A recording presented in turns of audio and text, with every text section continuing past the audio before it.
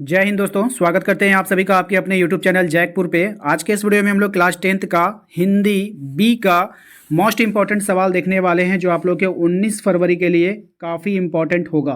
तो वीडियो काफ़ी इंपॉर्टेंट होने वाला है, शुरू से लेकर अंत तक बने रहना है। और यदि आप हमारे चैनल पर पहली बार आए हो तो सब्सक्राइब कर लीजिएगा, बेल आइकन को दबा लीजिएगा, ताकि आने वाली हर एक वीडियो का नोटिफिकेशन आपके मोबाइल पर जाए। आप लोग बेल आइकन को नहीं दबाते हो और आप लोगों को पता ही नहीं चलता है, इसलिए जो घंटी का आइकन होता है उसको दबा के ऑल को ऑन करना ज़रूरी है। तभी आप लोगों को पता चलेगा कि आप लोगों का कितना जो है वीडियो आप लोगों के लिए बन पा रहा है। ठीक है, तो चलिए स्टार्ट करते हैं हम। सबसे पहले आप लोगों के एग्ज़ाम में यहाँ पर पैसेज मिलेगा, उस पैसेज को ध्यानपूर्वक पढ़िएगा। अगर पैसेज को ध्यानपूर्वक नहीं पढ़िएगा तो आप लोगों का वहाँ पे आंसर गलत होने का चांस हो जाता है। ठीक है, इसलिए हर एक पैसेज को ध्यान से पढ़ना है और उसका आंसर करना है।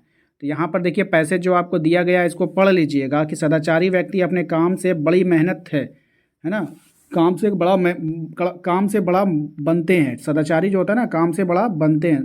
ठीक है, इसको अच्छे से पढ़ेगा। दुराचारी व्यक्ति दूसरे के काम में बाधा उत्पन्न करके बड़प्पन बटोरना चाहते हैं। दुराचारी मतलब जो खराब आदमी होगा, लेकिन एक ना एक दिन उनकी कलाई खुल जाती है और उनके अनुचित कार्य को उनके कहीं ना कहीं छोड़ते इतना होने पर भी वो बेशर्म होकर अच्छे लोगों की बुराई करने में अपना समय बर्बाद करते हैं।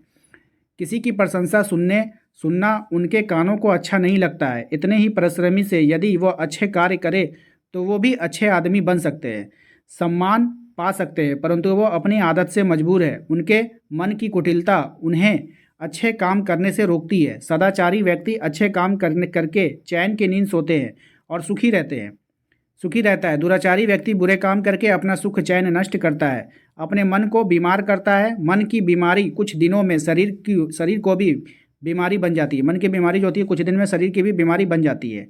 आप जानते हो हमने क्यों पढ़ा? हमने इसलिए पढ़ा क्योंकि आप लोगों के भरोसे रहेंगे ना तो आप लोग पढ़ोगे नहीं, इसलिए हमने पढ़ के सुना दिया ताकि आप लोग पूरी कहानी को समझ लो। अब देखिए, यहाँ पर पहला सवाल जो है स्क्रीन पर आपके आ चुका है। ठीक है, सबसे पहले सवाल में देखिए कह रहा है कि बताइए कि दुराचारी व्यक्ति किस प्रकार बड़प्पन बटोरना चाहता है। तो ये जो दुराचारी व्यक्ति जो होता है ना, वो दूसरों के कामों में बाधाएं उत्पन्न करके जो है अपना बड़प्पन को बटोरना चाहता है। ठीक है, मतलब दूसरे का काम में टांग अड़ाएगा और सोचेगा कि हम बहुत बड़ा होशियार है। हर एक मोहल्ले में देखिएगा एक ऐसा मिल जाएगा। आपके मोहल्ले में है कि नहीं? कमेंट कर बताइए। ठीक है, दुराचारी व्यक्ति के कानों में अच्छा नहीं लगता है। दुराचारी जो व्यक्ति होता है उसके कान में क्या, किसी के प्रशंसा को सुनना जो है ना उसको अच्छा लगबे नहीं करेगा। आप किसी का बड़ाई करोगे ना तो क्या बोलेगा, अरे वही है, छोड़ो हटाओ ना, तुम ऐसे हो वैसे, मतलब उसका बुराई कर देगा।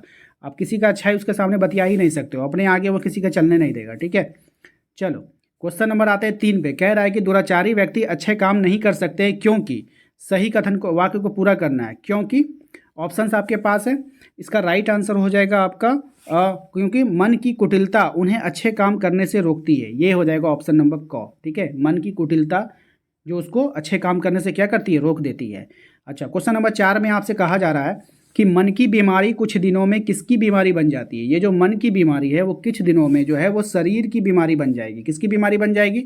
शरीर की बीमारी बन जाएगी। यहाँ पे देखिएगा क्वेश्चन नंबर 5 में कह रहा है कि कलाई खुलना मुहावरे का क्या अर्थ है। तो देखिए, कलाई खुलना जो मुहावरे का अर्थ होगा असलियत का पता चलना। क्या हो जाएगा? असलियत का पता चलना। क्वेश्चन नंबर आते हैं नेक्स्ट पे। प्रस्तुत काव्यांश को ध्यानपूर्वक पढ़कर सही विकल्प का चयन करना है आपको। ठीक है, क्या करना है? चयन करना है। अब यहाँ पर अगर आप देखोगे तो प्रस्तुत संकटों से वीर घबराते नहीं, आपदाएं देख छिप जाते नहीं, लग गए हैं जिस काम में पूरा किया, काम करके व्यर्थ पछताते नहीं, हो सरल अथवा कठिन हो रास्ता, कर्मवीर उनको ना इससे वास्ता, बढ़े चलते अंत तक ही बढ़े चले, कठिनतर गिरी श्रृंग ऊपर चढ़ चले, कठिन पंथ को देख मुस्काते सदा, संकट के बीच गाते सदा, है असंभव कुछ नहीं उनके लिए, सरल संभव कर दिखाते सदा, ये संभव कायरों का शब्द है, कहा था नेपोलियन ने एक दिन, सच बताऊं जिंदगी ही व्यर्थ है, दर्द बिन उत्साह बिन और शक्ति बिन। ठीक है, अब देखिए यहाँ पे कुछ क्वेश्चन है, क्वेश्चन का आंसर करना है कि संकट से कौन घबराता नहीं है। तो संकट से बाबू कौन नहीं घबराता है? संकट से जो वीर लोग होते हैं ना वो नहीं घबराते। देखिए ऑप्शन नंबर ग में आपको दिख जाएगा, वीर लोग। ठीक है, क्वेश्चन नंबर 7 पे आते कह रहा है कि कठिन पंथ को देखकर कौन सदा मुस्कुराता है। तो कठिन पंथ को देखकर जो कर्मवीर होता है वो सदा मुस्कुराएगा। क से कठिन, क से कर्मवीर, याद रखना है। कह रहा है असंभव किसका शब्द है। ये जो असंभव है बाबू, ये आपको बताना है कि ये किसका शब्द है। ठीक है, ये जो है असंभव कायरों का शब्द है, यानी कायर लोग बोलेंगे कि भाई हमसे नहीं होगा, असंभव कार्य है। ठीक है, जो भाई कायर नहीं होते ना वो कुछ भी कर सकते हैं। चलिए क्वेश्चन नंबर 9 में कह रहा है कि गिरीश सिंह शब्द का क्या अर्थ हो सकता है। तो गिरीश सिंह शब्द का जो अर्थ होगा उच्चतम पर्वत श्रेणी, ऑप्शन नंबर ख इसका राइट आंसर होगा। क्वेश्चन नंबर आते हैं बाबू 10 पे, कह रहा है कि कर्मवीर शब्द में प्रयुक्त समास क्या है। तो कर्मवीर शब्द में जो प्रयुक्त समास है वो तत्पुरुष समास है। क्या है? तत्पुरुष समास है, इसको याद रखना है। एक बात हम बता देते हैं, आपका सिर्फ जो वहाँ पे ग्रामर से जो क्वेश्चन आएगा ना वही आपके लिए टफ हो सकता है, बाकी कुछ टफ नहीं होगा, बाकी सब आपका पाठ्य पुस्तक से क्वेश्चन होगा। कह रहा है कि व्यवहारिक व्याकरण यहाँ पे दिया है कि विज्ञान शब्द में प्रयुक्त उपसर्ग क्या है। तो विज्ञान शब्द का जो प्रयुक्त जो उपसर्ग, उपसर्ग कहाँ आता है बाबू? उपसर्ग उसको कहते हैं ना जो पहले लगता है, तो हो जाएगा वी, सॉरी वी यहाँ पे ऑप्शन नंबर गो में हमने इसको दाग लगा दिया। चलो ऑप्शन नंबर गो, विज्ञान, यानी कि वी प्लस ज्ञान। ठीक है, विज्ञान, तो उपसर्ग कौन हो जाएगा? वी हो जाएगा। क्वेश्चन नंबर आते हैं 12 में, कह रहा है कि भुलक्कड़ में किस प्रत्यय का प्रयोग हुआ है। ये जो भुलक्कड़ है इसमें किस प्रत्यय का प्रयोग हुआ है? तो आपको बता देना है, प्रत्यय लास्ट में लगता है तो अक्कड़ का, है ना, भूल प्लस अक्कड़, भुलक्कड़। चलिए क्वेश्चन नंबर 13 पे ये कह रहा है कि रामायण का संधि विच्छेद क्या होगा, यानी कि रामायण का आप लोग को संधि विच्छेद करके दिखाना है कि क्या होगा। तो राम प्लस आयन, तो राम प्लस आयन देखिए कहाँ पर है बताइए, ऑप्शन नंबर ख में है। ख में है नहीं, ऑप्शन नंबर क में है, राम प्लस आयन, है ना, ऑप्शन नंबर क में है रामायण। ठीक है, क्वेश्चन नंबर आते हैं बाबू 14 पे, कह रहा है निरोग में कौन सी संधि है। निरोग में कौन सी संधि है आपको बतानी है, तो विसर्ग संधि है। कौन सी संधि है बाबू? विसर्ग संधि है। नेक्स्ट देखिए क्या है हमारा, कह रहा है कि संस्कृत के ऐसे शब्द जिन्हें हम ज्यों का त्यों प्रयोग में लाते हैं क्या शब्द कहलाता है।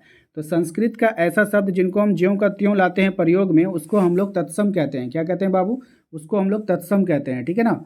नेक्स्ट देखिए क्या है, श्री गणेश का विलोम क्या होगा। तो श्री गणेश का जो विलोम होगा बाबू वो इत श्री होगा। क्या होगा? इत श्री होगा, ऑप्शन नंबर ग हो जाएगा। ठीक है, अस्थि का तद्भव शब्द क्या होगा। अस्थि का जो तद्भव शब्द है वो बताना है, तो वो हड्डी हो जाएगा। ठीक है, आनंद का पर्यायवाची शब्द क्या होगा। तो आनंद का जो पर्यायवाची होता है वो होता है प्रमोद। क्या होता है? प्रमोद, ऑप्शन नंबर ग हो जाएगा। क्वेश्चन नंबर 19 पे आओ। क्वेश्चन नंबर 19 में कह रहा है कि सूर्य का पर्यायवाची नहीं है। यहाँ पर सूर्य का पर्यायवाची कौन नहीं है? तो निशाकर नहीं है, याद रखना है आप सभी को। कौन नहीं होगा? निशाकर नहीं होगा। ठीक है, चलिए क्वेश्चन नंबर आते हैं बाबू 20 पे। क्वेश्चन नंबर 20 में आपसे कहा जा रहा है कि जो सब कुछ जानता है के लिए एक शब्द आपको बताना है। तो जो सब कुछ जानता है के लिए एक शब्द क्या होगा। तो इसका राइट आंसर हो जाएगा सर्वज्ञ। क्या हो जाएगा? सर्वज्ञ हो जाएगा। इसको याद रखना है अच्छे से आप लोगों को। ठीक है ना। तो आज के लिए बस इतना ही रहने देते हैं। आज 20 सवाल आपको करवा दिए हैं, इसके फिर नेक्स्ट पार्ट लेकर आएंगे, क्योंकि ज़्यादा बड़ा बनाने से मुझे अपलोड करने में काफ़ी इशू होता है। और दूसरी बात, हमारे चैनल पे बहुत बड़ा इशू चल रहा है, तो हम ज़्यादा बड़ा बड़ा वीडियो भी अपलोड नहीं कर पाएंगे। तो इसलिए इसको मैनेज आप लोगों को करना होगा। आप और अच्छी प्रकार से तैयारी करने के लिए, ताकि आप लोग सब्जेक्टिव का भी अच्छे प्रकार से तैयारी कर पाओ, तो इसके लिए आपको क्या करना होगा, हमारे व्हाट्सअप याद रखिएगा, हमारे व्हाट्सअप ग्रुप से आप ज्वाइन कर लीजिए। हिंदी बी का व्हाट्सअप ग्रुप आपको डिस्क्रिप्शन में मिल जाएगा। या फिर इसके अलावा आप हमारे और भी सब्जेक्ट की तैयारी करना चाहते हो तो व्हाट्सअप चैनल का लिंक मिलेगा, उसको भी आप लोग ज्वाइन कर लेना।